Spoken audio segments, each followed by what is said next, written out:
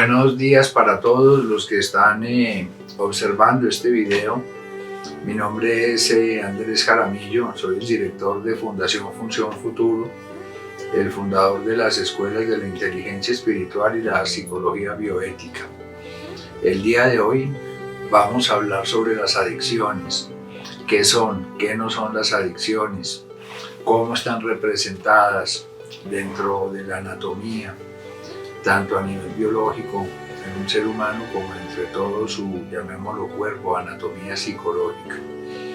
De manera tal que cuando hablamos de las adicciones, la palabra adicto o adicción viene del latín aditus, y estos aditus eran los cobradores del impuesto romano que literalmente se le pegaban a una persona, y así en el Imperio Romano se fue formando un neologismo para hacer alusión a todo lo que está pegado, adherido a.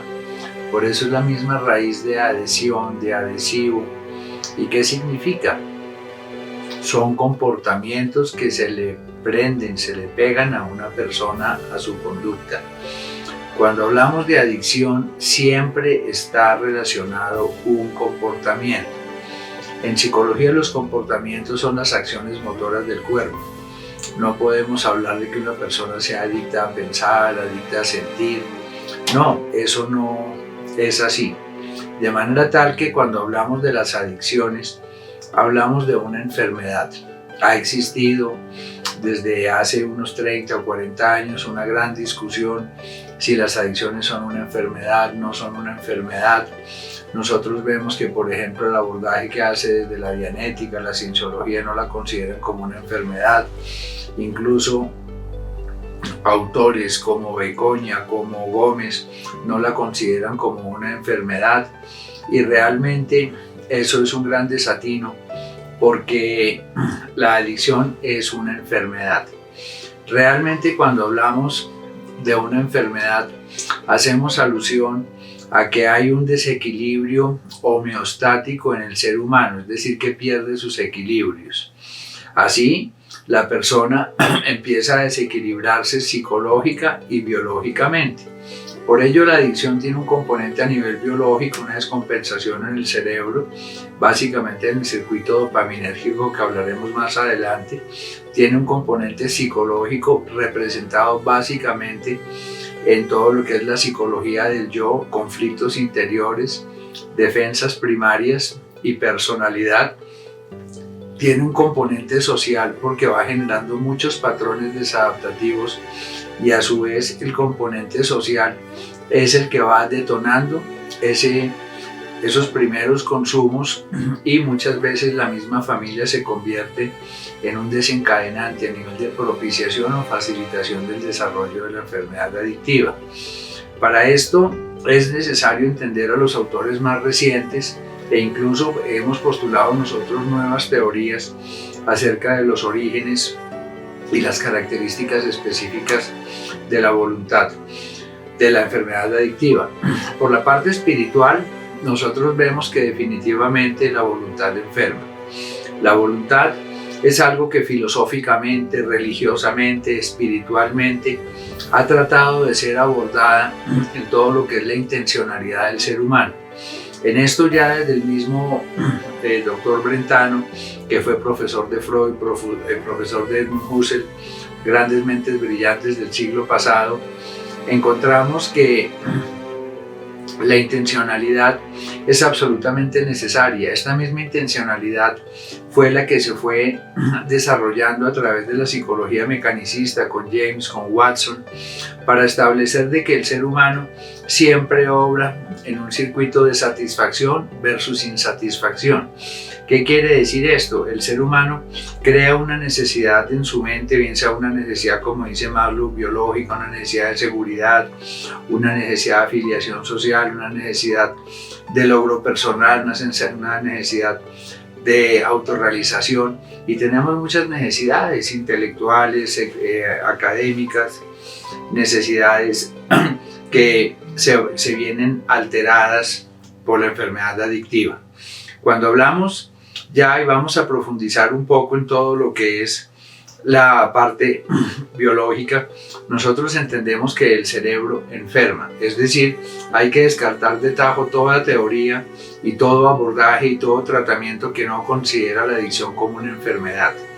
Dentro de los manuales de diagnóstico internacionales está catalogada dentro del eje 1, que es un pesar que el diagnóstico clínico multiaxial haya salido de los libros últimos del DSM-5, porque se constituye en una prodigiosa herramienta de diagnóstico y de tratamiento. En eje 1 está lo más grave, es decir, lo que tiene un componente neurobiológico. En el eje 1 encontramos esquizofrenia, depresión, trastornos de ansiedad, psicosis, obviamente adicciones, el trastorno afectivo bipolar, que por ello todo lo de eje 1, al ser neurobiológico, tiene una respuesta medicamentosa completamente efectiva. ¿Qué sucede? Cuando empezaron hace 100 años con el tema de las adicciones, nosotros estamos viendo que el mismo Freud escribió un libro sobre los escritos de la cocaína. Él en un inicio hacía una gran apología a todo lo que era el tema de el consumo de cocaína, incluso él la consumía, la formulaba a pacientes, pero incluso se la formuló a un amigo de él para que dejara la morfina. Es decir, que las adicciones fuertes son muy antiguas, como bien dice Escotado, de que el ser humano ideó por accidente o por virtud la manera de fermentar líquidos para consumirlos y evitar su propia realidad. Desde ese momento argumentamos nosotros que empezaron las adicciones. Entonces, ¿qué estamos viendo? A la vuelta del siglo de 1800 a 1900 se sintetizaron las primeras sustancias fuertes. Antes de eso teníamos el opio con grandes consumos en China, teníamos ya una sintetización del opio, que es cuando se producen las primeras morfinas, y de ahí surgen ya las primeras adicciones realmente fuertes. Y sabemos que las adicciones al cáñamo están incluso en la Biblia representadas, que son supremamente antiguas. Esta adicción a la marihuana al principio estaba en la población carcelaria. Vemos que personas como Charles Baudelaire, que tuvo una historia de vida completamente trágica, caótica, con adicciones al sexo, enfermedades venéreas, él fue a través de su poesía uno de los que se encargó de divulgarla hacia las juventudes, y así fue pasando de la población carcelaria y del lumpen de la sociedad, fue pasando al círculo de los artistas. Todo esto viene a ir generando el caldo de cultivo para ir entendiendo las adicciones. Cuando hablamos del alcohol, la adicción es una sola, es un solo cerebro, es uno de los mismos circuitos que tenemos todos. Vemos que en los Estados Unidos, con el prohibicionismo, se aumentó incluso el abuso de alcohol, no tanto el consumo, pero sí el abuso. Y del abuso se pasa a la dependencia muy fácilmente. Entonces, ya como respuesta, una vez levantan esta ley del prohibicionismo, encontramos como surge un consumo desaforado de alcohol en los Estados Unidos y se crean los primeros grupos de los alcohólicos anónimos, en donde ya se empieza a hacer un abordaje ya un poco más concienzudo acerca de esto, cuando ya Edwin Morton Jellinek ya empezó ya con trabajos absolutamente serios para definir lo que era el alcoholismo. El alcoholismo pues fue muy bien estudiado en Francia a través de varias personas, entre ellas Magnus Huss, quien fue la persona que acuñó el término alcoholismo. Así, nosotros vemos que dentro de todo esto hay un componente a nivel biológico. Eso es decir, que el cerebro enferma. ¿Por qué el cerebro enferma? Porque el cerebro se altera en su circuito de recompensas. Este circuito es absolutamente fundamental en el ser humano porque es el circuito de la motivación.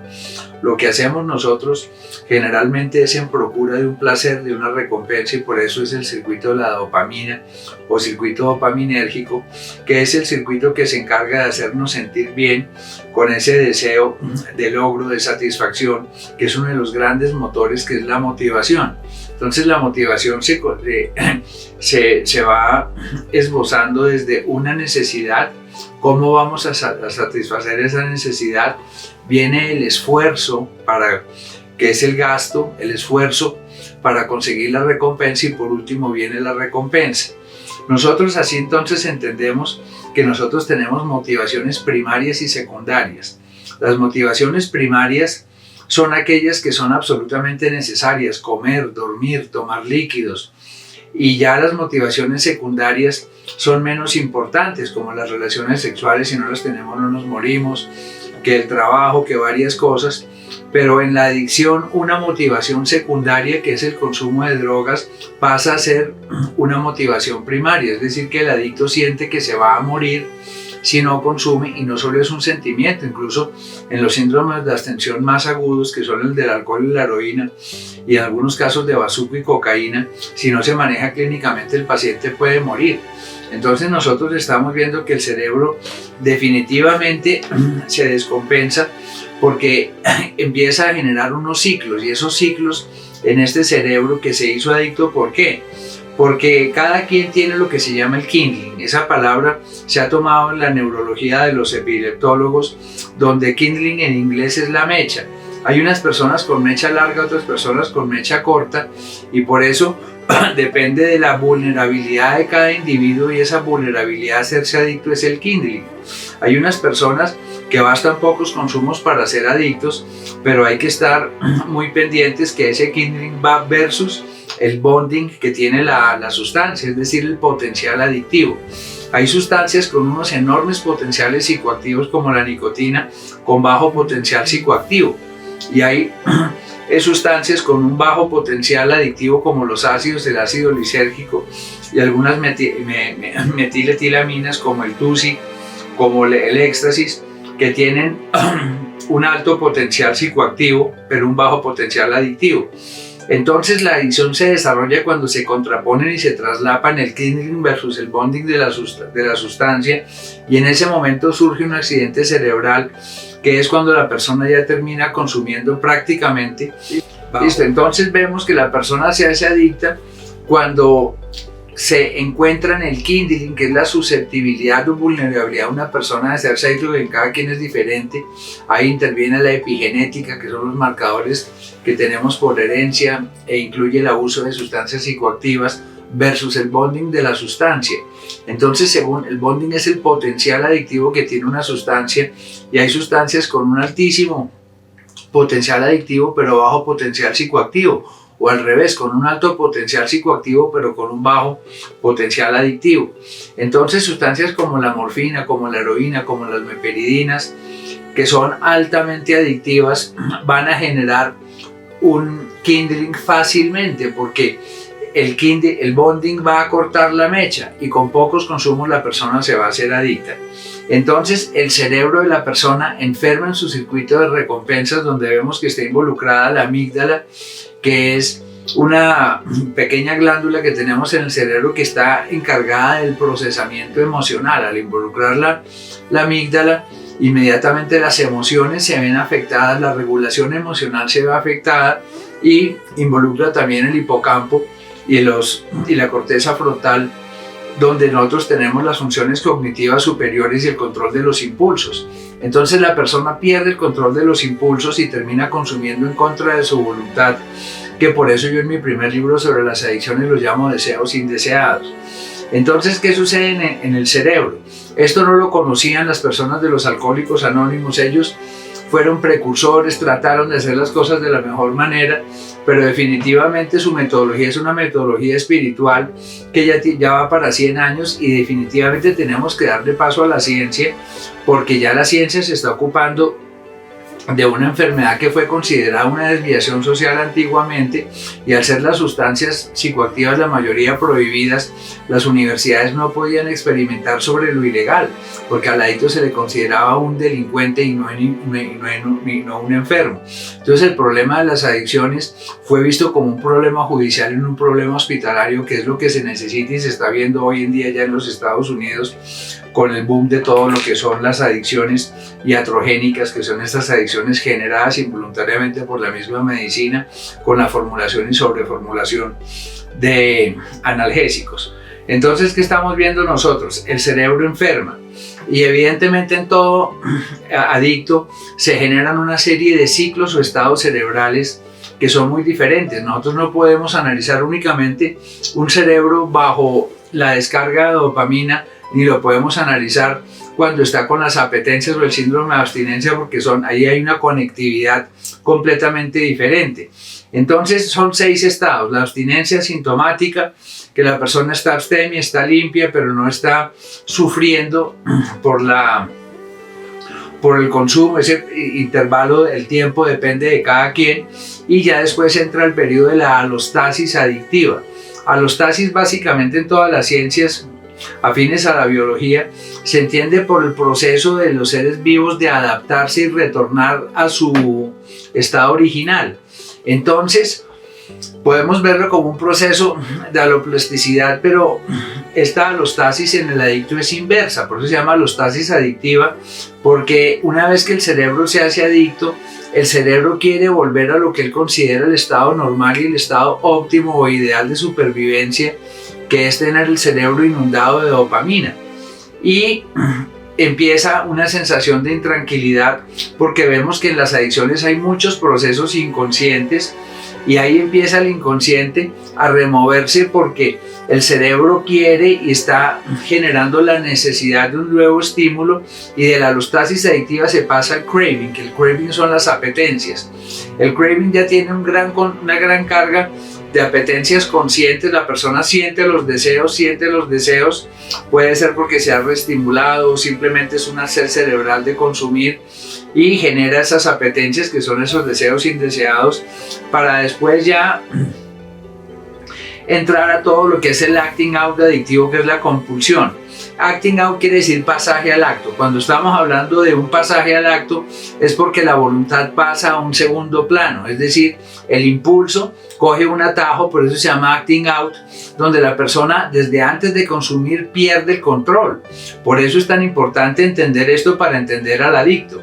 Y ya después de que está en ese estado de compulsión, ya la persona únicamente está bajo una influencia, un fenómeno obsesivo compulsivo, en donde quiere definitivamente estimularse, hasta que llega el carving out, que es la descarga de dopamina. Ya en la descarga de dopamina, la persona, entre más adicta sea, entre más crónica sea su enfermedad, más tolerancia ha hecho a la sustancia, y en muchos casos ya ha llegado a la tolerancia invertida. Primero la tolerancia es hacia arriba y resiste más sustancias, y después caen dramáticamente los niveles de tolerancia, y basta una mínima dosis para tener un efecto como si fuera en el caso de un alcohólico, que un trago le produce el efecto de 3 botellas. Esto es bien particular porque está también la tolerancia cruzada, en donde según sean los grupos de las sustancias, en lo que la Organización Mundial de la Salud, con tantas cosas, está completamente equivocada en los planteamientos de las drogas según sus efectos, y ha generado una cantidad de desatinos, porque esos comités no son de expertos, son comités políticos que están haciendo las cosas al revés, y por eso está la situación del consumo de droga y las adicciones en este estado a nivel mundial, y en muchos países copian esas directrices que son completamente fallidas. Así, nosotros estamos viendo que después de que se sucede este carrying out, esta descarga de dopamina, obviamente el cerebro se gasta toda la dopamina y otros neurotransmisores dependiendo del tipo de adicción que tenga la persona, y entra en una descompensación que se llama el efecto rebote. ¿Por qué razón? Porque se gastó toda la dopamina que tenía, porque la inundó, y después el cerebro queda en un profundo déficit que va a generar unos estados emocionales adversos, difíciles: ansiedad, abrumación, agonía emocional, desasosiego, que a muchas personas las lleva a la cama, ¿sí? Y hace confundir eso con una depresión, y es una depresión secundaria generalmente asociada a este efecto. Entonces, ¿qué estamos viendo nosotros? Cuando hablamos del primer paso de los Alcohólicos Anónimos, nos habla de una impotencia y una ingobernabilidad. Una impotencia que está marcada por un componente cerebral. Ellos lo descubrieron bien y por eso son un buen punto de partida, pero definitivamente la ciencia ha evolucionado mucho. Ya hoy en día estamos en un 10º piso, cuando ese es el primer piso, los cimientos, donde se fue esbozando hacia dónde es que va bajo sus propias experimentaciones. Y tenemos la ingobernabilidad. La ingobernabilidad está representada, como les dije anteriormente, por todo el conflicto interior. En esto, los grandes de los desórdenes de la personalidad, como Theodore Millon, como el mismo Caballo, estamos nosotros entendiendo que el cerebro adicto y el cerebro del desajuste de personalidad son supremamente afines y comparten muchos componentes y marcadores epigenéticos con las mismas adicciones. entonces la personalidad se desorganiza. La personalidad, cuando se desorganiza, puede llevar a la persona del uso responsable al uso abusivo y del uso abusivo al consumo patológico, que es la adicción. Entonces, si nosotros abordamos únicamente el tema del consumo en la adicción, estamos quedando cortos, porque es una enfermedad global, es una enfermedad que involucra todas las esferas existenciales del individuo, y por eso hay que trabajar básicamente en suspender el consumo. Para eso hay apoyo psicofarmacológico con medicamentos maravillosos que se han tenido hoy en día, los procesos moleculares a base de vitaminas, minerales, sauna, generados por Linus Pauling, uno de los grandes premios Nobel, que nosotros aplicamos en Función Futuro con una fórmula exclusiva milagrosa, ayudan a recuperar y a recomponer por un proceso neuroplástico el cerebro. Pero no podemos nunca descuidar el tema psicológico. Entonces vemos que en todos los adictos, en el 95%, excepto cuando puede ser un adicto genético, que en esos casos basta un escaso, moderado o nulo compromiso en desórdenes de la personalidad y conflictos del yo. En el resto de personas el yo está en un profundo conflicto, un conflicto que le va produciendo una enorme ansiedad. Esa ansiedad en uno se va hacia las iras, los despliegues coléricos, en otro se va hacia el repliegue, en otros a la tendencia al aislamiento, el otro una personalidad ansiosa, temerosa. Entonces eso hay que trabajarlo con un minucioso tratamiento psicológico. No basta con contener el consumo, hay que manejar todo el componente psicológico, que es absolutamente importante, y de hecho el aspecto social. Cuando nosotros no abordamos el aspecto social, estamos quedando completamente cortos. En esto ahora está muy en boga a nivel mundial el programa CRAFT, que es el refuerzo comunitario y familiar para contrarrestar los embates sociales de la enfermedad adictiva. Entonces, a la familia hay que entrenarla a que no permita consumos, pero que no se desecha al adicto y se le echa a la calle, como antiguamente se creía, porque es una persona enferma, y la familia generalmente entra en ira, y con la ira no se resuelve absolutamente nada. Esto hay que manejarlo científicamente, hay que manejarlo de manera completamente coherente, y ya desde el punto de vista espiritual se hace absolutamente necesario el desarrollo de un despertar espiritual, que no hay tal de que eso se necesitan 10 años para un despertar espiritual. El despertar espiritual inicia desde la renuncia a la vida del consumo, a la vida libidinosa, a la vida del exceso, y desde esa renuncia crear la profunda necesidad de Dios. Cuando una persona crea la necesidad, va a generar el campo abierto para que Dios entre, porque si la persona no siente la necesidad, no le da el campo a Dios y a estos poderes, como dicen los alcohólicos anónimos, superiores para poder resolver la enfermedad. Entonces, ¿qué estamos nosotros viendo?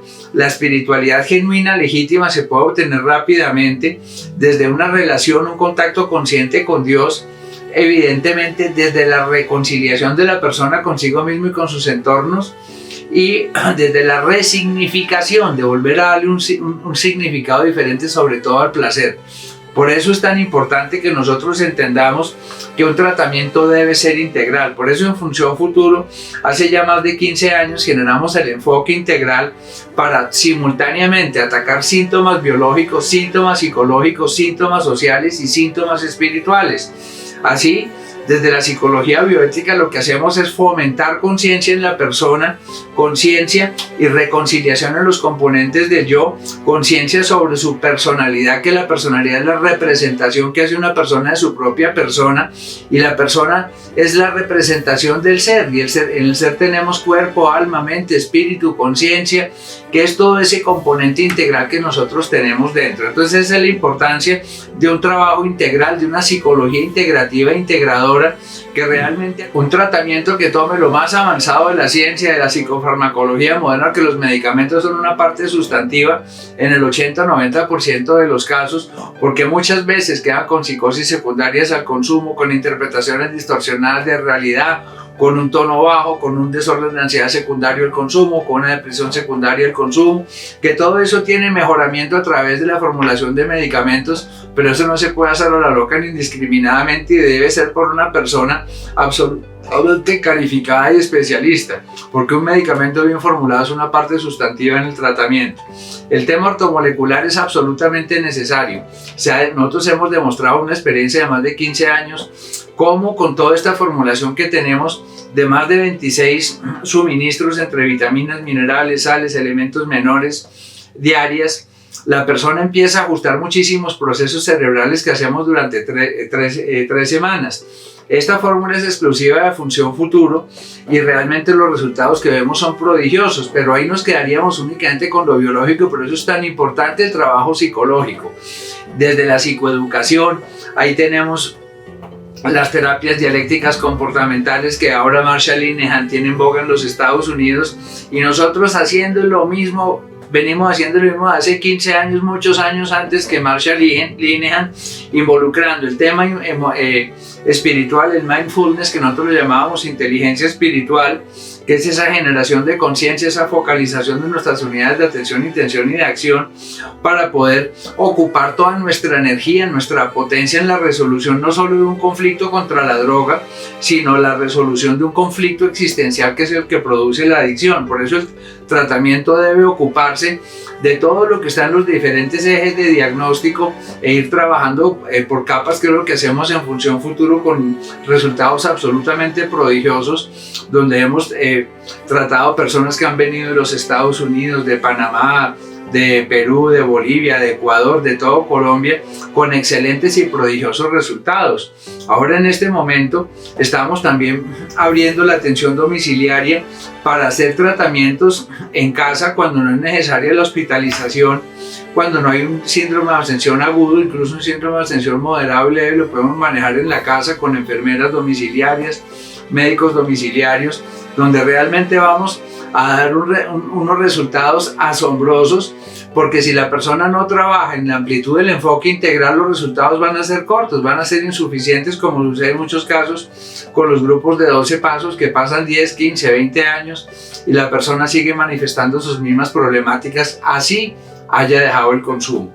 Entonces, básicamente, eso es a grosso modo lo que nosotros entendemos de la adicción, del que ahora estamos trabajando en un muy buen libro, terminando lo que yo creo que para junio o julio del 2020 estará para la venta, que se llama Las Adicciones, Manual de Diagnóstico, Prevención y Tratamiento, en donde es un manual de información en un lenguaje asequible que no está escrito para los eruditos, para los grandes sabios, no, es un libro escrito para la gente del común en un lenguaje muy sencillo que se constituye en una poderosa herramienta contra la enfermedad adictiva. Los invito a seguir viendo nuestros videos porque la información, el conocimiento es una artillería pesada para el manejo de las adicciones y la psicología y los desórdenes psicológicos, y eso se llama hoy en día como psicoeducación, y estos videos son psicoeducación pura. Muchísimas gracias, soy el doctor Andrés Jaramillo.